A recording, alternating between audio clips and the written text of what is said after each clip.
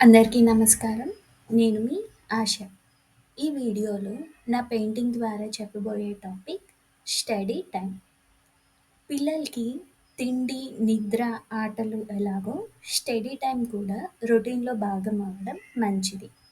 ఇది pre school నుండి అలవాటు చేయాలి. అది కూడా వాళ్ళు ప్రెషర్‌లా కాకుండా ఎక్సైటింగ్‌గా వచ్చి హోంవర్క్ చేయగలిగేలా చూసుకోవాలి.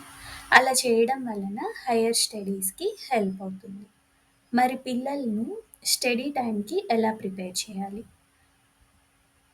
నేను నా ఎక్స్‌పీరియన్స్‌తో కొన్ని రూల్స్‌ని మీతో షేర్ చేసుకుందామని అనుకుంటున్నాను. రూల్ నంబర్ 1, షెడ్యూల్‌ని ఫాలో అవ్వడం. స్కూల్ నుండి వచ్చిన వెంటనే ఆటలకని పరిగెడుతుంటారు. దానికంటే ముందు హోంవర్క్ చేయాలి అని ప్రిపేర్ చేయడం మంచిది.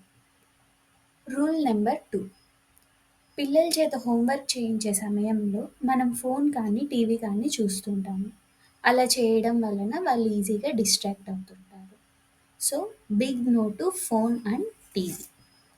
రూల్ నంబర్ 3, మనం అందుబాటులో ఉండడం. ఏ డౌట్ వచ్చినా వెంటనే క్లియర్ చేయడానికి.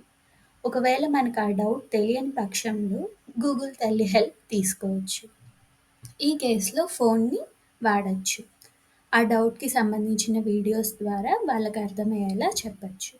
అంతేకాదండి, హోంవర్క్ చేయించే సమయంలో మనం కసురుకుంటే వాళ్ళ ఇంట్రెస్ట్ తగ్గే అవకాశాలుంటాయి.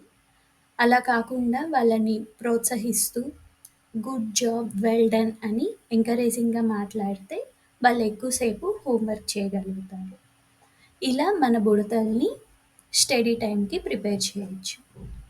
మీకు కనుక నా పెయింటింగ్ అండ్ టిప్స్ నచ్చినట్లయితే లైక్ చేయండి, షేర్ చేయండి, సబ్స్క్రైబ్ అవ్వడం మరవకండి.